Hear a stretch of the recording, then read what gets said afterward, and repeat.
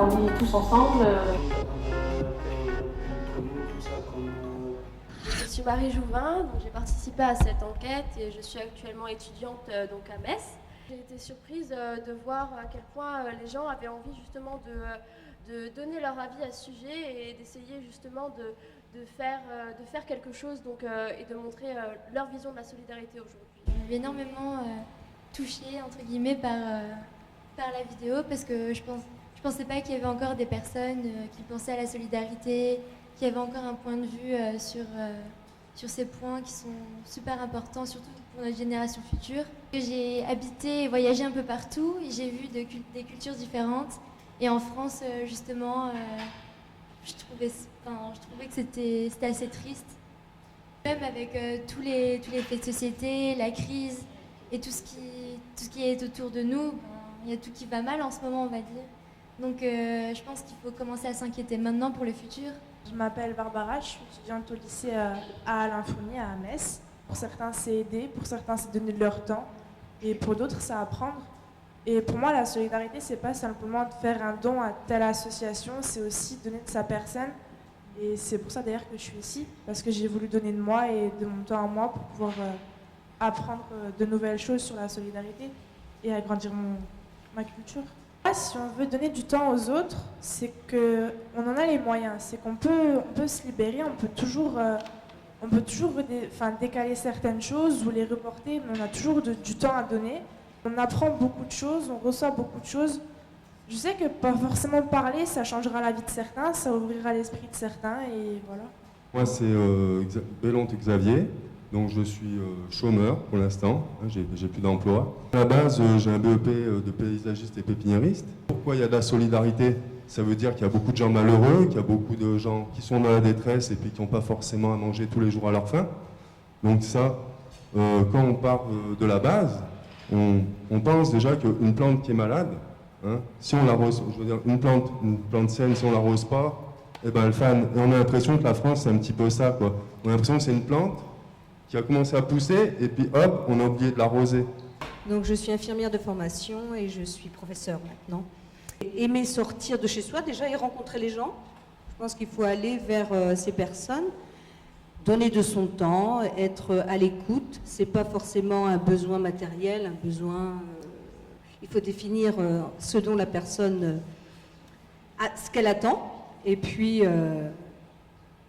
surtout être disponible, je pense que c'est ça. Je m'appelle Claude Laurent, je suis chargé de relations à la Confédération Générale des Petites et Moyennes Entreprises. Donc je suis censé en quelque sorte représenter un petit peu ici les chefs d'entreprise mosellans. Le terme solidarité, déjà, c'est quelque chose de très personnel. Elle démarre d'abord dans son petit environnement familial, amical, elle démarre dans son quartier. Ensuite, elle s'élargit et elle n'a pas de frontières, la solidarité. En France, on est un petit peu névrosé en ce moment, c'est clair. On vit une époque qui n'est pas très facile. On fait partie du vieux continent. Le vieux continent, c'est indéniable. Il est en récession par rapport à d'autres endroits de la planète. C'est clair. Mais si on ne se bat pas, on n'y arrivera pas non plus. Hein. Aujourd'hui, on vit avec un instrument de communication qui est phénoménal. C'est clair. Internet, on peut se poser les questions. C'est clair. Il y a des effets secondaires aujourd'hui qui sont indéniables. S'isoler derrière son PC, ça ne favorise pas, évidemment, les rencontres. Hein. Dans le film, on sent beaucoup de dépit, beaucoup de négatif dans les premières réactions. Quand les gens s'expriment sur le monde, sur la société, sur la France, on entend pas mal de négatifs. Et au fur et à mesure que les visages reviennent, pour parler de solidarité, on sent qu'il y a de la générosité. On sent qu'il y a quelque chose qui l'attend et qui demande peut-être un petit déclic pour pouvoir aller plus loin. Et notamment, les jeunes qui sont exprimés ce soir et dans le film témoignent clairement d'un potentiel de générosité. Alors, il y a peut-être dans notre pays une institutionnalisation de la solidarité. C'est-à-dire qu'on attend de l'État, on attend des associations qui elles-mêmes attendent de l'État d'avoir les subventions nécessaires pour agir. Et donc on est dans quelque chose qui n'est pas véritablement de la solidarité, qui est de la générosité. Et du même coup, comme le discours, on n'est pas assez aidé. On attend d'eux.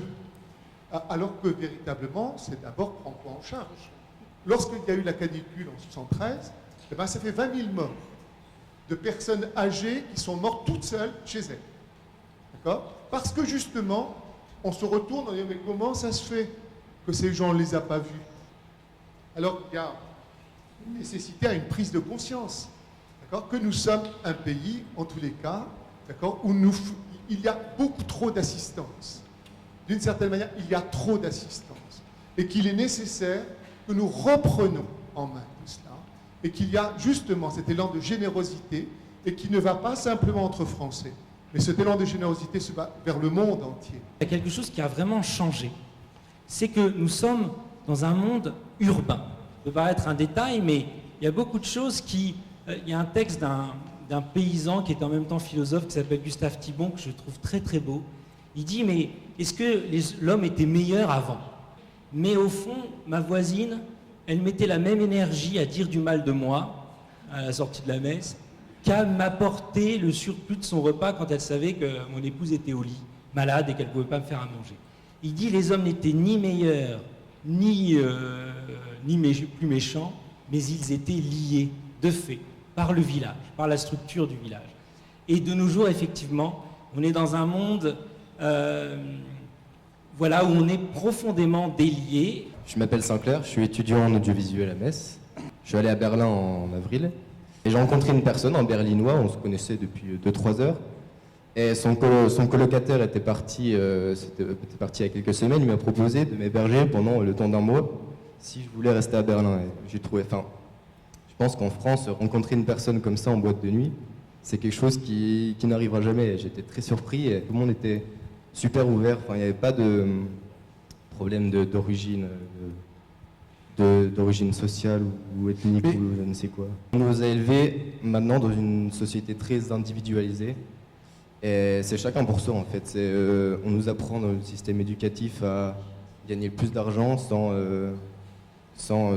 aider notre prochain, quoi.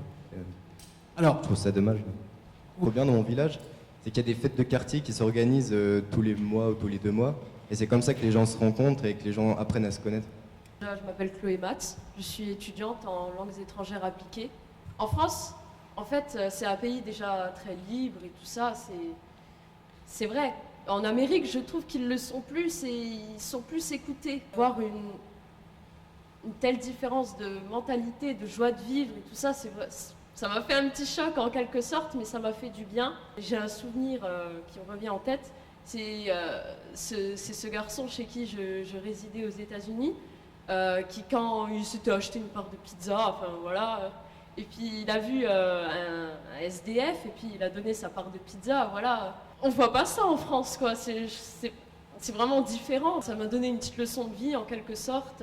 Moi, j'ai toujours eu que des copains africains, le temps que j'étais en Afrique en tout cas.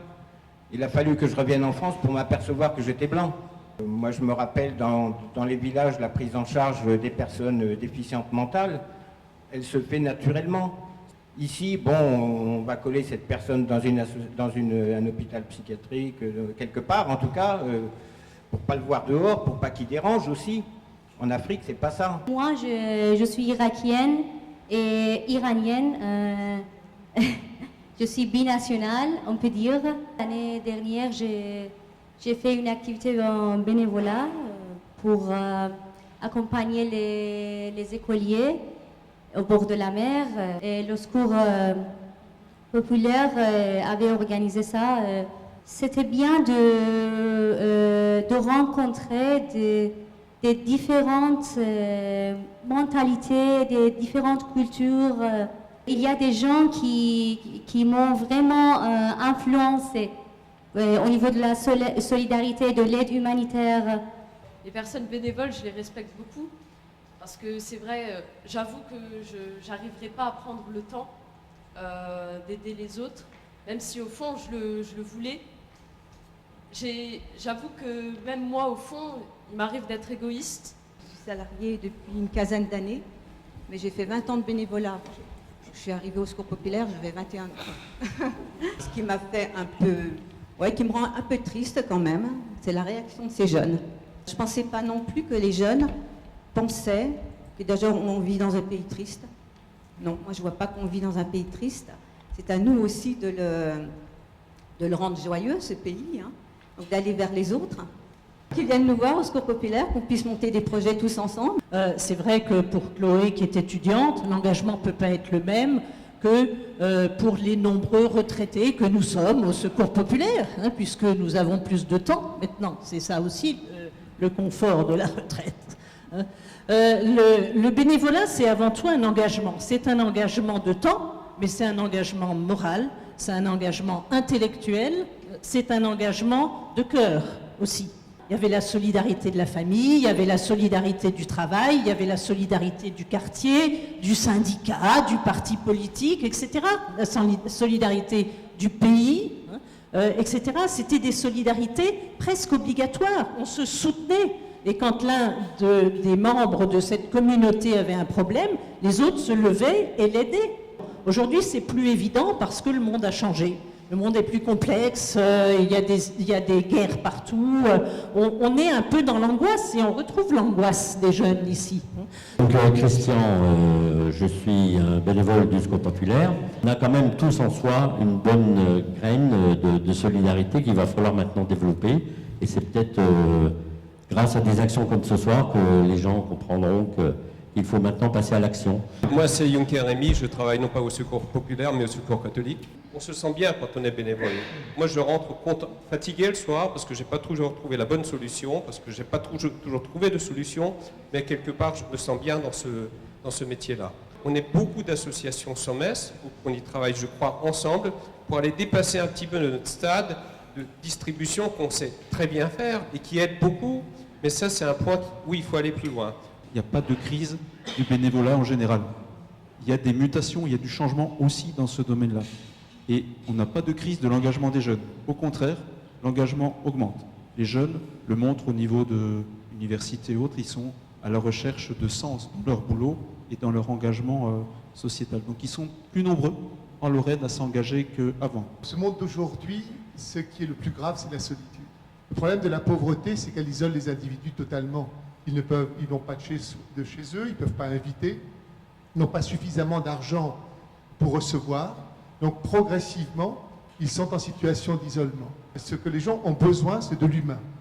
Et c'est donc notre regard vers l'autre qui est important.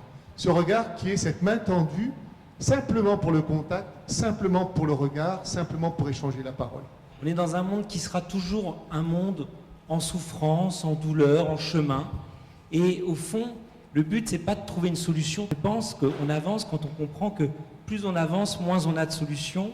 Mais on a peut-être mieux que des solutions, c'est qu'on a quelque chose comme une présence à offrir, une sorte de qualité d'attention qui est à cultiver.